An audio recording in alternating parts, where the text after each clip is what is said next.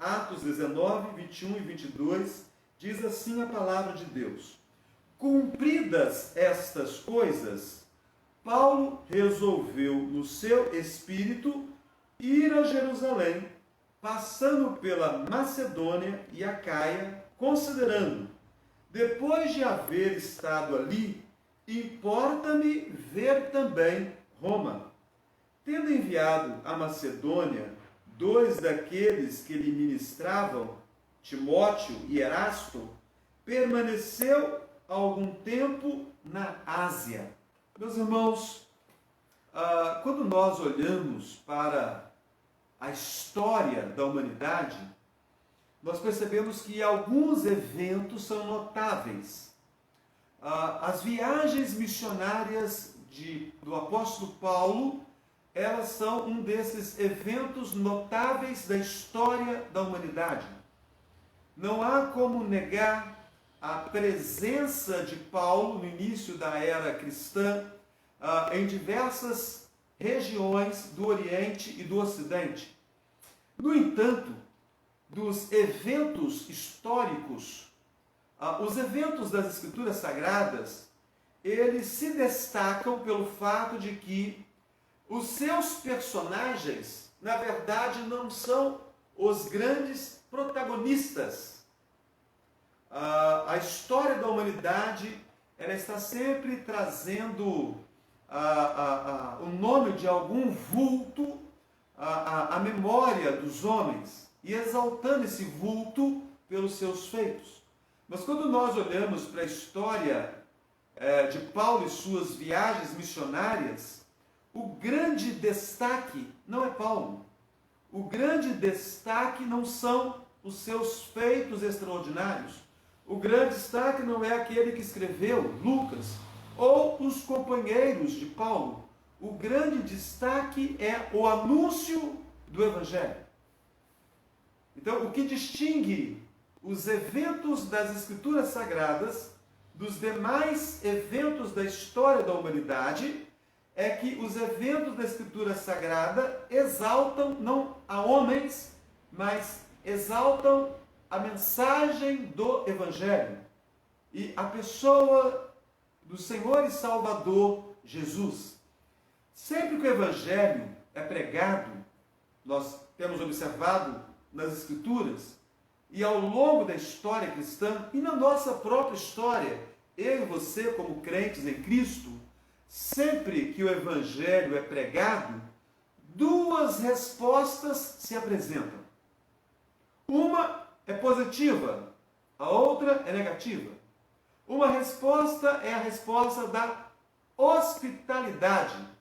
A outra resposta é a resposta da oposição.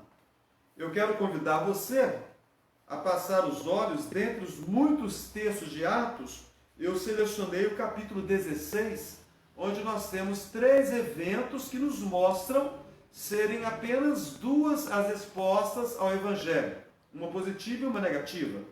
Atos capítulo 16, o versículo número 15. Paulo está na cidade de Filipos e ali naquela cidade Paulo tem contato com um grupo de mulheres e uma dessas mulheres ela vem a ser rendida à ministração de Paulo. O nome dessa mulher era Lídia. O versículo 15 do capítulo 16 de Atos diz assim: depois de ser batizada, ela e toda a sua casa nos rogou, dizendo: se julgais que eu sou fiel ao Senhor, entrai em minha casa e aí ficai. E nos constrangeu a isso. Então esta é uma resposta positiva à pregação do Evangelho. Hospitalidade. Aquela mulher entendeu que o Messias era Jesus. E aquela mulher abre a sua casa para que o Evangelho pudesse ser anunciado. Ela se coloca a si e a sua casa como instrumentos para que a mensagem do Evangelho fosse propagada. No capítulo 16, o versículo 33, nós vamos ter também aqui um outro personagem, um funcionário do Império Romano, um carcereiro, no versículo 33 do capítulo 16 de Atos. naquela mesma hora da noite, cuidando deles, lavou-lhes os vergões dos açoites.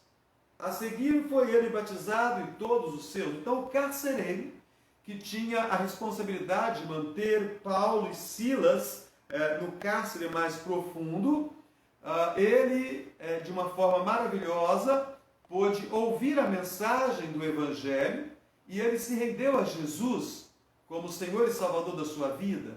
E ele, que fazia parte daqueles que maltrataram o servo do Senhor, leva Paulo e Silas para a sua própria casa, cuida das feridas de Paulo e de Silas, ouve a pregação do Evangelho, depois do evento maravilhoso, extraordinário que ele havia presenciado, e ele e toda a sua família são rendidos a Cristo como Messias, como Senhor e Salvador. Esta é uma mensagem positiva.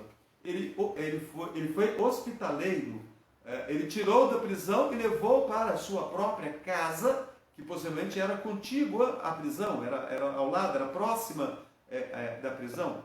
Mas a outra resposta ao Evangelho é a resposta negativa.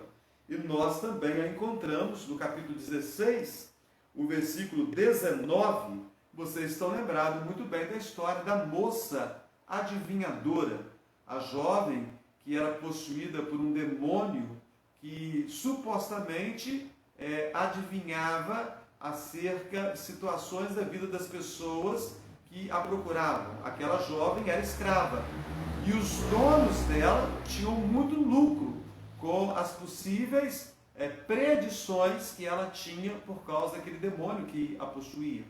E Paulo libertou aquela moça, e quando os donos dela viram que ela estava livre, eles foram tomados de uma revolta muito grande, porque eles não queriam que aquela moça ficasse liberta, eles queriam continuar a ganhar o dinheiro deles. Então, no versículo 19, vendo os seus senhores que se lhe desfizera a esperança do lucro, agarrando em Paulo e Silas, os arrastaram para a praça à presença das autoridades. Então nós temos aqui, no capítulo 16 de Atos, 3 situações, 2 delas são respostas positivas à pregação do Evangelho, sintetizadas na expressão da hospitalidade, em que alguém foi rendido a Cristo e recebe em sua casa o servo de Deus. E a outra situação, ela é uma resposta negativa ao Evangelho, em que se manifesta uma oposição, um ódio tremendo contra aqueles que haviam pregado a palavra e provocado a libertação de uma jovem que era possessão de demônios. Nós encerramos na semana passada o versículo 20. Assim a palavra do Senhor crescia e prevalecia poderosamente. Meus irmãos, será porventura que exista alguma coisa mais extraordinária do que a palavra de Deus prevalecer numa cidade? Do que a palavra de Deus crescer dentro de uma cidade? Eu creio que nós devemos nos questionarmos por que a palavra de Deus não prevalece hoje como prevalecia naqueles dias.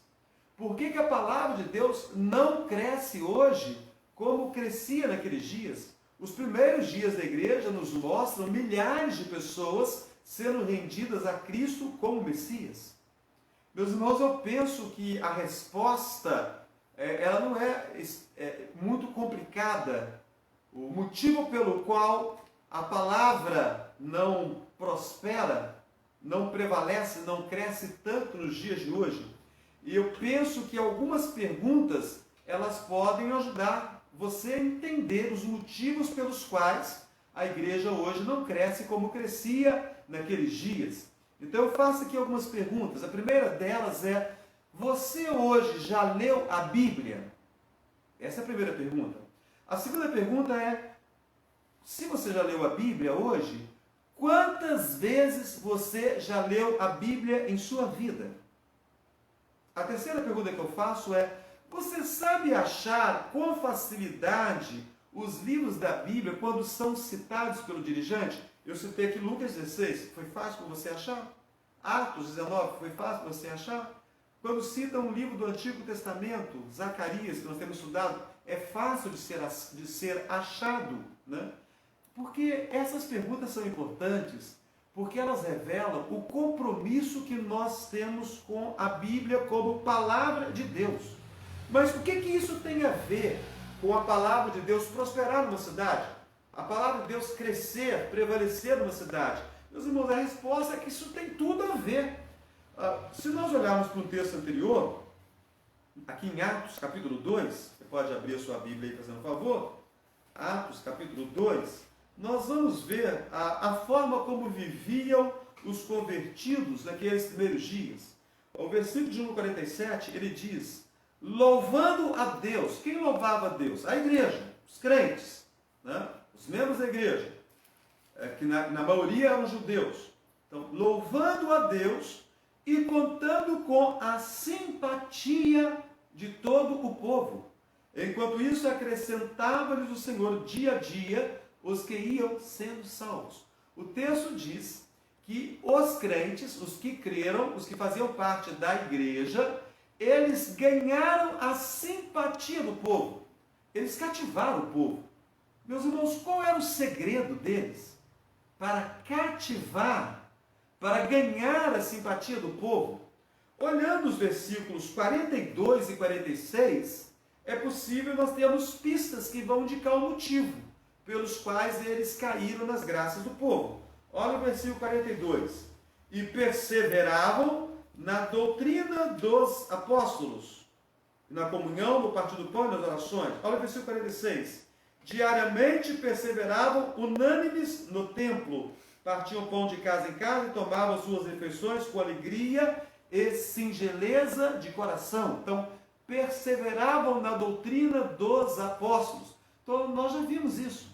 A doutrina dos apóstolos era o quê? Era o ensino dos apóstolos sobre o Antigo Testamento. Mas os apóstolos ensinavam de uma forma diferente que os mestres judeus, porque os mestres judeus ensinavam as escrituras do Antigo Testamento, falavam sobre as profecias que apontavam para o Messias, e eles aguardavam o Messias. E os apóstolos, eles iam mais longe, não só os apóstolos, mas os pregadores. Estevão, que foi um dos diáconos, ele seguiu o mesmo padrão de pregação dos apóstolos.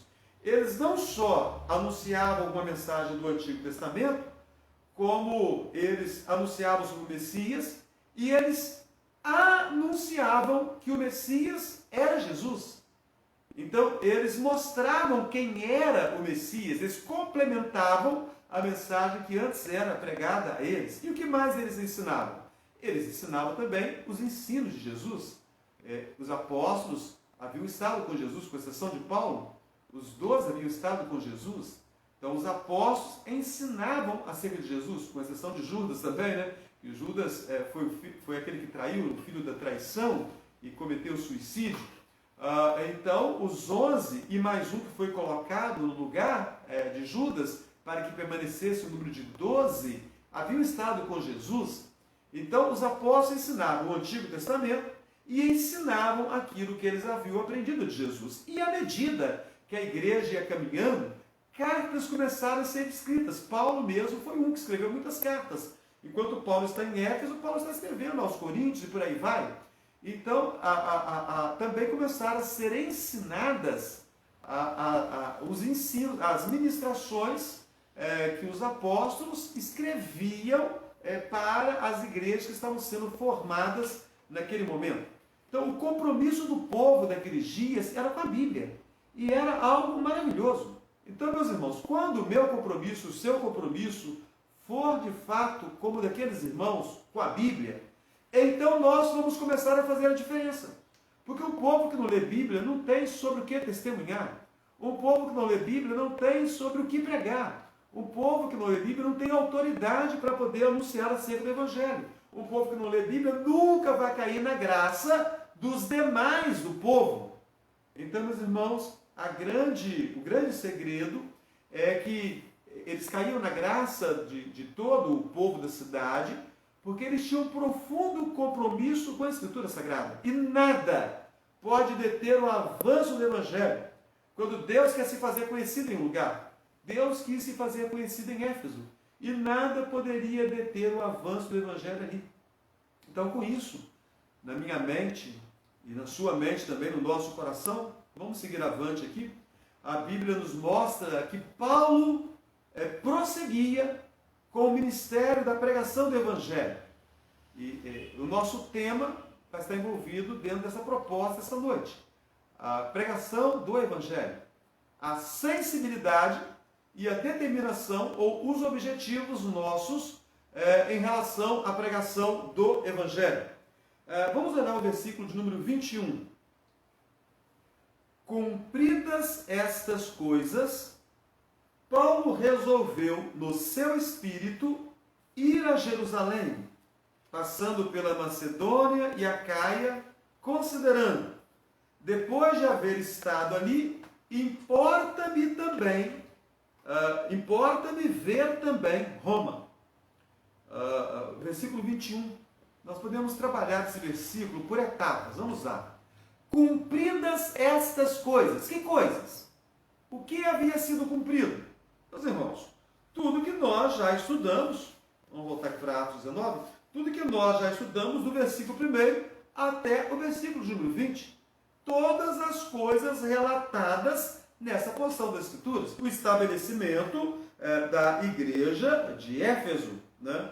A maneira como o Evangelho foi pregado ali, os milagres extraordinários que aconteceram, né? O temor que veio sobre toda a igreja por causa de um grupo que se dispôs a expulsar o demônio em nome de Jesus, mas um grupo que de fato não conhecia a Jesus. Então, depois dessas coisas, a igreja em Éfeso estava firme, a igreja estava estabelecida, né? Os mais de 2 anos ali trabalhados resultaram numa igreja que havia se tornado a base da obra missionária na região. Então, de Éfeso vai ter missionário que vai para tudo quanto é banda do Oriente. Então, o sonho de Paulo de pregar o Evangelho na Ásia se cumpre na cidade de Éfeso. Então, Paulo prega ali, aquela igreja vai se tornar uma igreja missionária para toda a região da Ásia. O texto diz ainda, Paulo resolveu no seu espírito. Aqui há uma dificuldade de interpretação. O que é esse espírito? Esse espírito deve ser entendido como o Espírito Santo ou o Espírito de Paulo.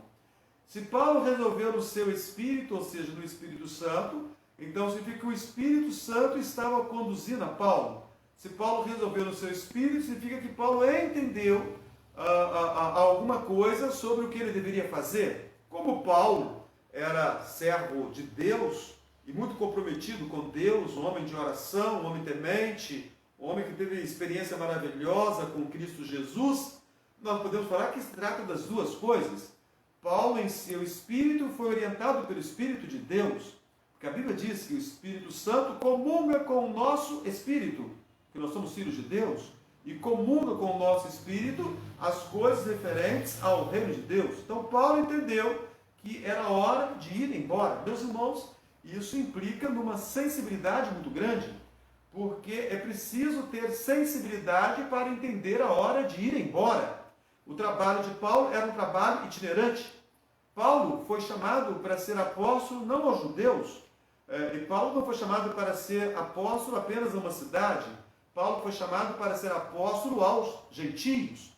Aonde estavam os gentios? Meus irmãos, os gentios estavam por toda parte. Então, os gentios, as outras gentes, os outros povos, aqueles que não eram judeus. Então, Paulo resolveu no seu espírito, né? Então, ele determinou, ele teve sensibilidade para perceber que ele precisava seguir avante no projeto de Deus para a vida dele. O trabalho missionário exige muita sensibilidade do missionário. O trabalho pastoral exige muita sensibilidade do pastor. Ninguém melhor do que o pastor sabe o tempo de chegar e o tempo de sair. Por vezes, igrejas ficam preocupadas com coisas que não deveriam se preocupar. Um pastor, ele sabe que o tempo dele está nas mãos de Deus.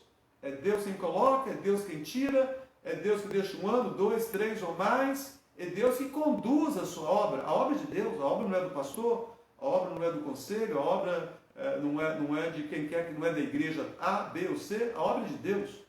Então, a sensibilidade que Paulo apresenta aqui é a sensibilidade que todo homem de Deus tem acerca das coisas referentes ao reino do Senhor Jesus. O trabalho de Paulo era um trabalho itinerante, ele não era propriamente um pastor de igreja. E mesmo um pastor de igreja tem um tempo determinado, e depois daquele tempo ele vai para outro campo. Mas o trabalho de Paulo era muito mais complexo do que o trabalho de um pastor de uma igreja. Ficar 3 anos numa cidade só era muito tempo. Então Deus assim o permitiu, porque aquela cidade se tornaria ali um centro, uma referência para toda a Ásia. O texto continua dizendo, ele resolveu ir a Jerusalém, passando pela Macedônia e Acaia. Então ele estava resoluto a seguir, primeiramente em direção a Jerusalém, tendo como rota a Macedônia e Acaia. Meus irmãos, o que Paulo pretendia fazer na Macedônia e na Acaia? O que a Bíblia diz? A Bíblia não diz nada acerca disso. Mas nós sabemos que Paulo era um homem estrategista, já vimos isso em outros estudos. Paulo não perdia oportunidades. E se nós pensarmos aqui, nós vamos descobrir que Paulo tinha alguns objetivos muito bem traçados ao passar por aqueles lugares. Primeiro objetivo, ele queria encontrar-se com os irmãos a quem ele havia pregado a palavra, as igrejas quais ele havia fundado. Ele queria encontrar-se com aqueles irmãos e fortalecê-los. Vocês estão lembrados da primeira viagem missionária de Paulo? Paulo visita cidades e depois ele retorna repassando pelas cidades. Na segunda viagem missionária, Paulo inicia passando por lugares em que ele havia estado anteriormente para fortalecer os irmãos da fé. Agora, na terceira viagem missionária, Paulo ele tem a preocupação de passar por regiões nas quais ele já havia estado anteriormente. Isso aqui é uma lição maravilhosa para mim e para você. Nesses tempos de pandemia, nós temos parado para pensar no quanto alguns irmãos estão precisando de apoio. Então Paulo, ele estava preocupado, extremamente preocupado em fortalecer a fé dos irmãos. Essa pandemia tem enfraquecido a fé de muita gente. Tem muita gente desanimada. Com pesar, nós temos visto que muitos jovens em nossas igrejas não voltarão depois da pandemia. Já estavam enfraquecidos. E se nós levantarmos um clamor por eles, se não nos expormos a fazer alguma coisa, muitos não voltarão mais para a vida comum da igreja, do templo. Então nós temos aproveitado, Paulo, ele estava passando por aquelas regiões com certeza. O texto bíblico de Atos é muito claro em relação a isso. Era uma praxe, era um costume de Paulo reforçar na fé os irmãos a quem ele havia pregado a palavra. Então eu e você nessa pandemia nós temos esse desafio, não é fácil não. Aconselhar pelo WhatsApp, mandar mensagens pelo WhatsApp, né? Fazer postagens para os irmãos dos grupos da igreja. Nós temos grupos no WhatsApp e às vezes ficamos até um pouco tristes porque alguém coloca lá um bom dia, ninguém responde, né? O grupo, meus irmãos, é para informação, mas é para interação também. É para nós interagirmos, né? Às vezes a gente não responde naquele momento, ou vai responder só no final do dia ou no outro dia, né? Mas a gente percebe que muitas pessoas nem observam os grupos da igreja. E nesse momento de pandemia, a melhor forma que nós temos de bater um papo, de conversar um pouco, muitas vezes é aproveitando os grupos. É claro que nem todos vão estar no grupo, cada um está envolvido na sua atividade, mas alguns, determinadas horas do dia, quando alguém fizer alguma manifestação, vai estar presente ali. Então você manifesta lá com um amém, né? Ou então você entra e faz um comentário. Nós podemos aproveitar os grupos, desde que não seja para debater política, nós podemos entrar nos grupos e conversar, bater papo, né? Desejar coisas boas, né? Ministrar a palavra, versículos da palavra para os nossos irmãos. Também, Paulo tinha um outro objetivo, e esse é muito mais claro. O primeiro objetivo, fortalecer os irmãos da fé. Nós percebemos pela estrutura de Paulo trabalhar, pelos textos anteriores, né? Paulo fortalecia na fé os irmãos, ele sempre passava onde já havia estado anteriormente. Mas esse segundo objetivo, esse é mais claro. levantar ofertas daquelas igrejas, quais igrejas? Da Macedônia e da Caia, aquelas regiões, para os irmãos necessitados em Jerusalém. E nós temos textos bíblicos que comprovam isso. Romanos capítulo 15, abre sua Bíblia, Romanos capítulo 15. Vamos ler alguns textos das Escrituras Sagradas. Nós temos 2 versículos apenas hoje, mas precisamos ler textos muito importantes aqui, para nós entendermos quais eram os objetivos de Paulo. Romanos capítulo 15, versículo 25 a 27, diz assim: mas agora estou de partida para Jerusalém, a serviço dos santos, porque aprouve a Macedônia e a Caia levantar uma oferta em benefício dos pobres dentre os santos que vivem em Jerusalém. Então confirma a palavra de Paulo aqui em Éfeso.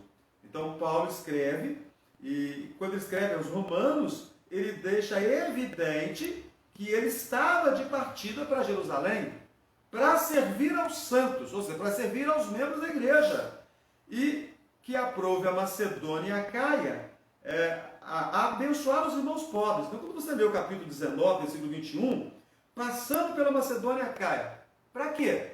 Você lê Romanos. Romanos explica, Macedônia e a Caia estavam levantando ofertas para socorrer aos pobres. 1 Coríntios, primeira carta de Paulo aos Coríntios, capítulo 16, os versículos de 1 a 4, Paulo vai falar também. Está tudo dentro desse contexto de Paulo ir para Jerusalém, passando pela Macedônia e pela Caia. Olha 1 Coríntios 16, de 1 a 4. Quanto à coleta para os santos, que coleta? Essa coleta que ele explica para nós em Romanos, que nós vemos no capítulo 15. Quanto à coleta para os santos, fazei vós também como ordenei às igrejas da Galácia. No primeiro dia da semana, cada um de vós ponha de parte em casa, conforme a sua prosperidade, e vá juntando, para que se não façam coletas quando eu for. E quando tiver chegado, enviarei com cartas para levarem as vossas dádivas a Jerusalém, aqueles que aprovardes. Se convier que eu também vá, eles irão comigo. Então está colocando que quando ele for para receber essas coletas, que elas já tivessem sido feitas para que não perdesse tempo. Iria chegar ali para pregar a palavra, e não para ficar colhendo as ofertas. E então aqueles que fossem para levar essas ofertas a Jerusalém, já estivessem já aprovados, e se conviesse, ele, Paulo, iria também com eles, porque era desejo dele estar em Jerusalém. A segunda carta aos Coríntios, capítulo 8, vai também tratar do tema. A segunda carta, capítulo 8. É um texto um pouco maior, mas eu peço a sua paciência, meus irmãos. São poucos textos e nós estamos aqui para estudarmos, né? Então, a segunda carta de Paulo aos Coríntios, capítulo 8, acompanha comigo aí. Começamos no versículo 1. Também, irmãos, vos fazemos conhecer a graça de Deus concedida às igrejas da Macedônia, porque no meio de muita prova de tribulação, manifestaram abundância de alegria, e a profunda pobreza deles superabundou em grande riqueza da sua generosidade, porque eles, testemunho eu, na medida de suas posses, e mesmo acima delas, se mostraram voluntários, pedindo-nos, com muitos rogos, a graça de participarem da assistência aos santos. E não somente fizeram como nós esperávamos, mas também deram-se a si mesmos, primeiro ao Senhor, depois a nós, pela vontade de Deus. O que nos levou a recomendar a Tito, que como começou, assim também complete esta graça entre vós. Como, porém, em tudo manifestais superabundância, tanto na fé e na palavra, como no saber, e em todo cuidado, e em nosso amor para convosco, assim também abundeis nesta graça. Então, é maravilhoso. Paulo está falando para os crentes de Corinto que as igrejas macedônias se envolveram em um trabalho maravilhoso. Olha só, o versículo 1.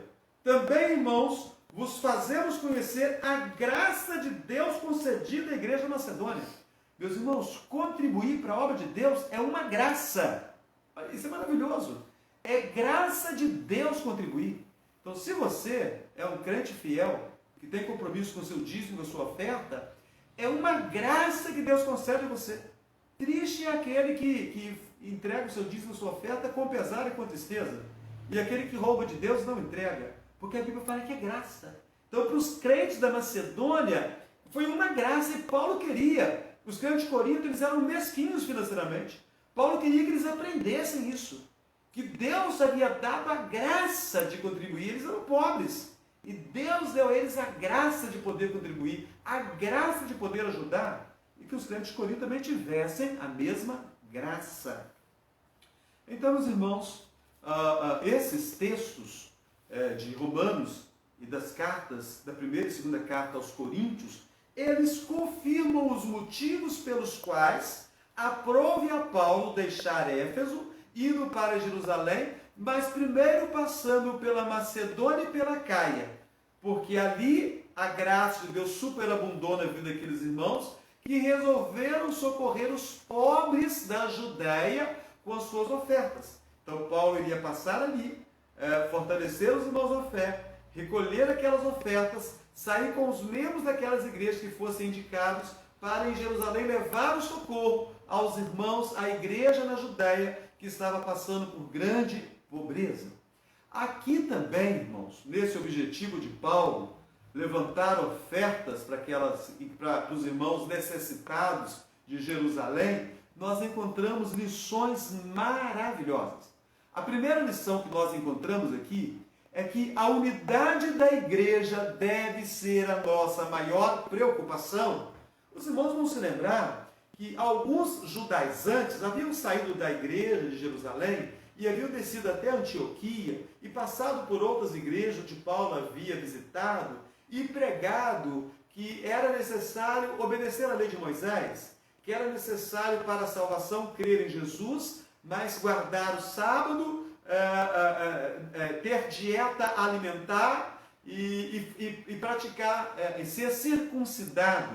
Né? Os irmãos devem lembrar disso, que culminou no primeiro concílio da igreja que nós estudamos, que foi no capítulo número 15, que tratou da circuncisão dos gentios. Então, fica evidente para nós que havia uma divisão da igreja de Jerusalém com a igreja de Antioquia e as igrejas que nasceram a partir da Antioquia, a igreja gentílica. Então, nós temos em Israel a igreja judaica, a igreja judia, os judeus convertidos a Cristo, e nós temos fora de Israel a igreja gentílica, formada por judeus de cultura helenista, judeus que não foram criados em Israel, que nem hebraico falava a língua grega e a língua do próprio país, e as pessoas daqueles lugares que foram rendidas a Cristo por meio da pregação da palavra. Então havia uma divisão na igreja. Embora o concílio da igreja, em Atos 15, estabelecesse algumas normas para que a igreja vivesse em paz, percebe-se que a igreja não era unida. Então, se a igreja judaica recebesse de bom grado a oferta das igrejas gentílicas, finalmente haveria unidade espiritual daquelas igrejas. Meus irmãos, Paulo era um homem de Deus, de mente maravilhosa. A mente de Paulo estava preocupada com a unidade da igreja de Cristo.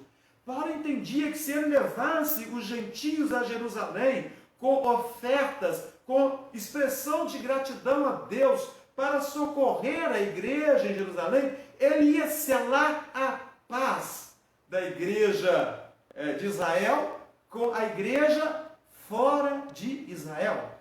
E isso é maravilhoso. Isso deve convidar a mim e a você. Nós somos tais promotores da paz como Paulo era. Então, muito mais que uma assistência social, Paulo estava criando um meio para que a igreja gentílica se unisse à igreja judia e então se tornasse uma só, e conforme ele vai pregar depois aos romanos, nem judeu, nem grego, nem bárbaro, nem escravo, nem livre, mas um só povo, um só batismo, todos em Cristo, uma só igreja. Então Paulo criou os meios para que a igreja estivesse unificada. Eu e você temos tido esse cuidado na vida da igreja, nas questões que envolvem o dia a dia da igreja, os problemas relacionais que acontecem na igreja, vez por outra, toda igreja, nós não temos igreja perfeita, nós não somos perfeitos, pastor, presbítero, diácono, membros de igreja, nós não somos perfeitos, nós somos complicados, vez por outra acontecem dificuldades relacionais à igreja, e o que nós nos dispomos a fazer em relação a essas dificuldades? Ficamos só esperando que o outro faça alguma coisa, ou nós tomamos a iniciativa para resolver de vez a questão? Então a unidade da igreja é a preocupação de Paulo, a unidade da igreja é a minha preocupação, a unidade da igreja tem sido a sua preocupação. A segunda lição que nós tiramos aqui é que o amor cristão não pode ser contemplativo, o amor cristão tem que ser prático, ou seja, não basta ter compaixão, não basta sentir pena. Eu estou com tanta pena do meu irmão está passando tanta necessidade, eu estou com tanta pena das pessoas, estou com tanta pena das almas que estão caminhando para o inferno, então vai e prega a palavra para elas. Deus não chamou você para ter pena de ninguém, não é só compaixão, é ação. Então Paulo nos ensina que devemos nos preocupar com a unidade da igreja e que os nossos sentimentos precisam ser transformados em ações concretas. Então, o primeiro objetivo de Paulo, ao fazer a viagem, era com certeza fortalecer os irmãos na fé. O segundo objetivo de Paulo era levantar as ofertas para aquelas igrejas e criar oportunidades para unificar a igreja que estava dividida. E o terceiro objetivo de Paulo era participar das celebrações do Pentecostes. Olha o capítulo 20. Atos, capítulo 20, o versículo 21 nos fala que Paulo quer ir para Jerusalém, vai passar por Macedônia e Acaia, mas não explica os motivos. É lendo a Bíblia que nós vamos descobrindo. Olha o capítulo 20, versículo 16. Porque Paulo já havia determinado não aportar em Éfeso, não querendo demorar-se na Ásia, porquanto se apressava com o intuito de passar o dia de Pentecostes em Jerusalém, caso lhe fosse possível. Então Paulo determinou que ele queria passar em Jerusalém para as celebrações do Pentecostes. Então, meus irmãos, o apóstolo Paulo, assim como todo judeu, ele era ligado às festas judaicas, né? A nova aliança, ela não aboliu a antiga, os elementos da antiga poderiam ser observados. Só que a abrangência agora é muito maior e não tão limitada como era antes. No versículo 21, ainda diz aqui ainda, no versículo 21, que nós devemos entender como um objetivo aqui ainda, capítulo 19, versículo 21, a parte final, considerando, depois de haver estado ali, importa-me ver também Roma. Ou seja, o objetivo de Paulo ia além. Paulo pensava em Roma, alcançar Roma com o Evangelho de Cristo. Meus irmãos, isso era algo altamente estratégico. E por que era estratégico?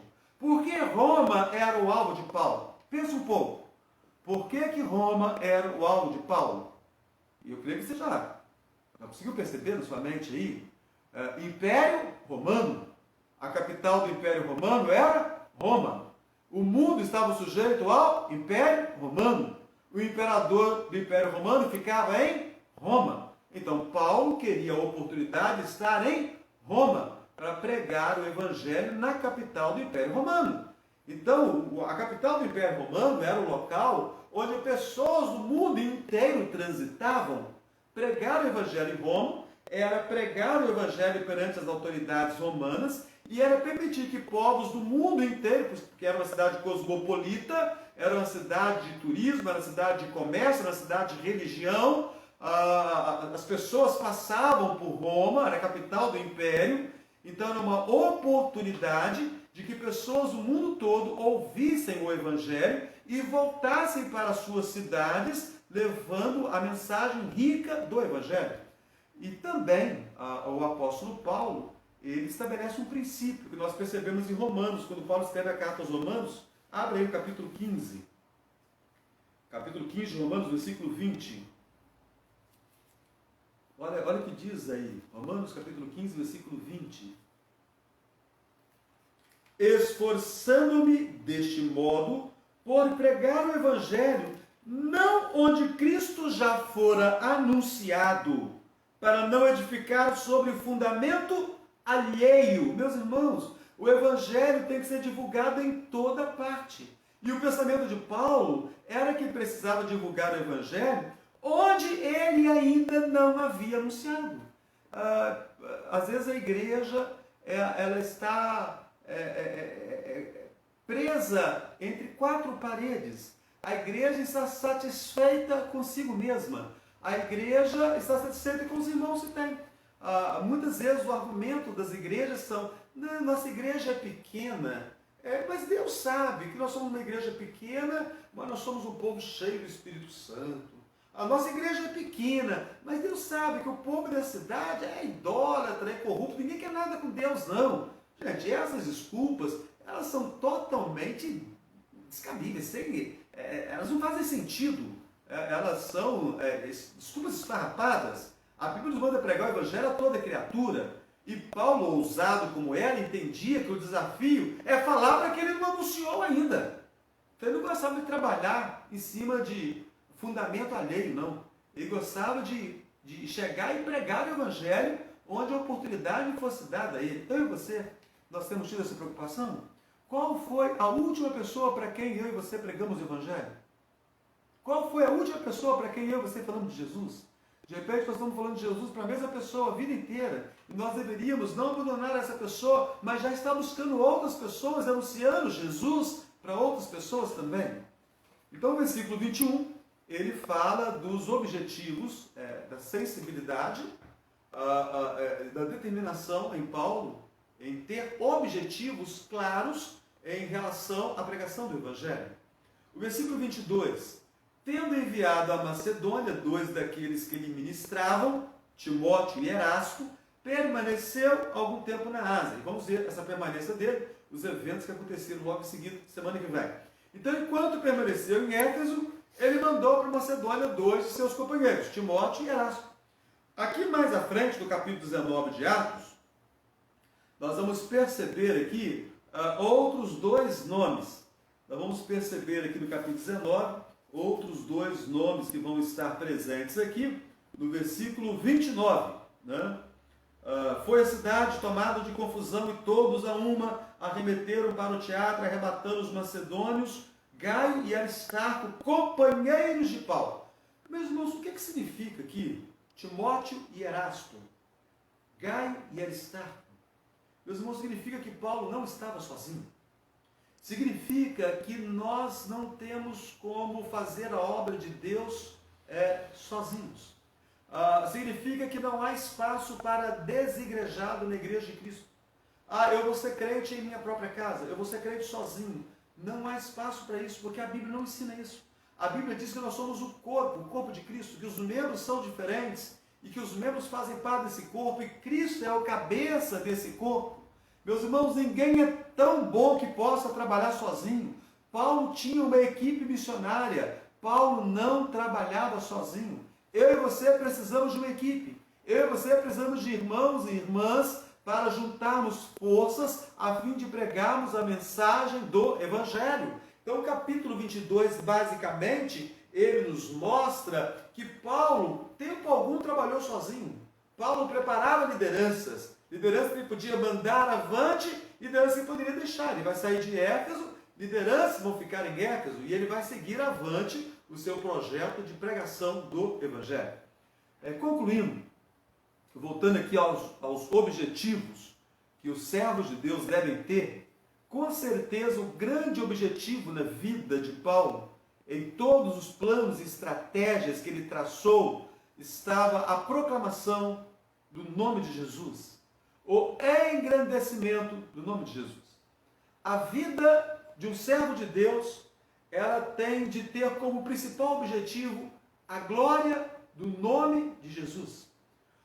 Os nossos planos pessoais, eles têm revelado esse objetivo? O nosso coração tem buscado que Deus seja visto e reconhecido como a pessoa mais importante da nossa vida? Por que será, meus irmãos, que em Atos 2:42 nós lemos que eles caíram na simpatia do povo, é porque o povo olhava para eles e via que Deus era o mais importante na vida deles. As pessoas, nesse momento de pandemia, elas têm olhado para mim e para você, e elas têm visto que Deus é o mais importante em nossa vida. Agradar a Deus e honrar a Deus diante do mundo, esse tem sido o objetivo do nosso coração, esse sempre foi o objetivo de Paulo. E qualquer objetivo diferente desse, meus irmãos, é alguma coisa inferior. É alguma coisa que não vale a pena. Então, o grande desafio da caminhada cristã é sermos sensíveis ao Evangelho e estarmos determinados com objetivos muito claros acerca da propagação do Evangelho, acerca da divulgação do nome de Jesus, acerca da exaltação e do anúncio de que Jesus é Senhor e Salvador.